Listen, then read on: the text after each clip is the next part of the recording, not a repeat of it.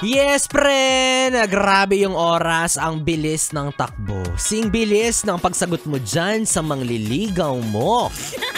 Juwang-juwa, ah. Alam mo, okay lang naman yan. Ang mahalaga, finally taken ka na. Mababago mo na yung status mo sa Facebook na in a relationship ka na. Ganon, ang yabang mo. Diba? Basta ikaw, kuya ha, ito ang paalala ko sa'yo. Matapos mo siyang ligawan, matapos kanyang sagutin ng matamis na oo, sana naman ay maging consistent ka dyan, no? Panindigan mo siya hanggang sa dulo, no? Ligawan mo hanggat nabubuhay kayo. Kasi kagaya nga ng sinabi ko kanina, diba, hindi naman natatapos ang pangliligaw mo sa taong mahal mo the moment na sinagot ka niya ng oo, diba? Panghabang buhay na pong commitment yan, diba? Panghabang buhay mo na siyang ituturing na reyna kahit mukha siyang kawal. Charot. Sama na ugali. Diba? Huwag kang yung tipo na porket na pa-oo mo na, titigil ka na sa pagpapakita ng mga magaganda sa kanya. Diba? Hindi mo na siya bibigyan ng kung ano-ano, hindi mo na siya sasabihan ng mga sweet words, hindi mo na siya itatrato ng tama. Kasi kung ganun, wala, panggap ka. Diba? Yung pinakita mo nung una, umpisa, ang galing-galing mo, tapos nung dulo, nga na. Ano yun? Diba? Hindi talaga yun yung personality mo. Kumbaga, nagbabalat kayo ka. Ay! May ganun palang pagkatao tong si kuya.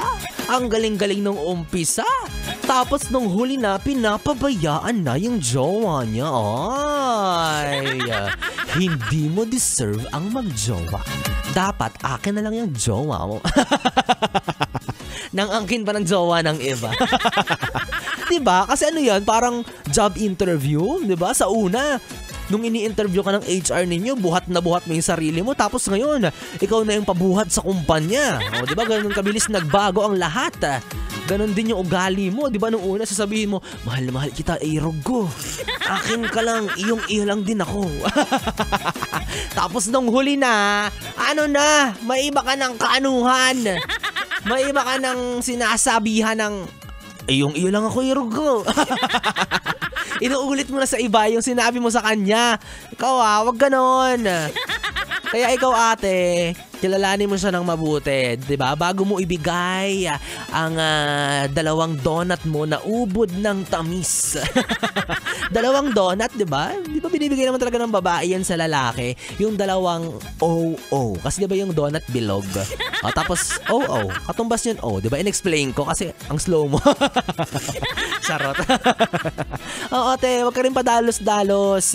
Mamaya ikaw yung sinusuyo ngayon, tapos paglaon, paghulog na hulog ka na sa kanya, tapos nagsawa na siya, ikaw na yung maghahabol. Uy, wag ganon. Unfair yun. Yan ang sinasabi ko sa iyo Ang bilis-bilis mong sumagot sa manliligaw mo, pero ang tagal-tagal mong tapusin yung mga pinapagawa ng boss mo.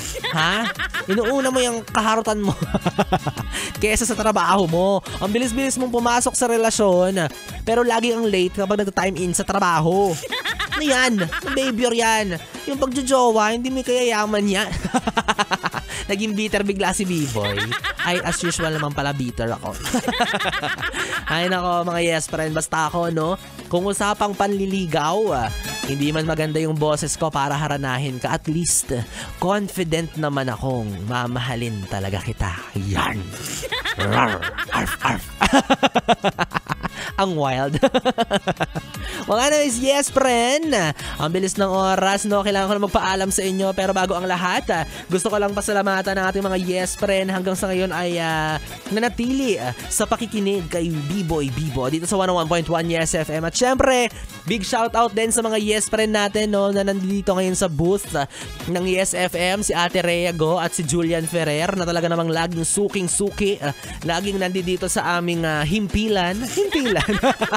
Kahit na hinahanap na sila ng mama nila. Pag-alagala sila, umuulan, kung saan-saan nagpupunta. Okay, pero salamat kasi meron silang atang kay B-Boy Bibo. Meron silang mga munting regalo na pero sobrang laki ng halaga para sa akin. Oy, di naman siya nagpaparinig ako sa iba dyan, pero baka naman. Charot. Wala na may siyas, pre, na nakapiling mo ang bibi mo sa radyo. DJ B-Boy Bibo, ang DJ na single, ready to mingle. Basta, walang label. Magkasama at magkarinigan tayo muli Lunes hanggang Biyernes, 9 p.m. to 12 midnight para sa ating BB Time. At tuwing araw ng Sabado, makakapiling mo ko mula alas 2 hanggang alas 6 ng gabi. Dito pa rin at dito ka lang sa istasyong No Problem, ang 101.1 Yes FM. Party Party Night!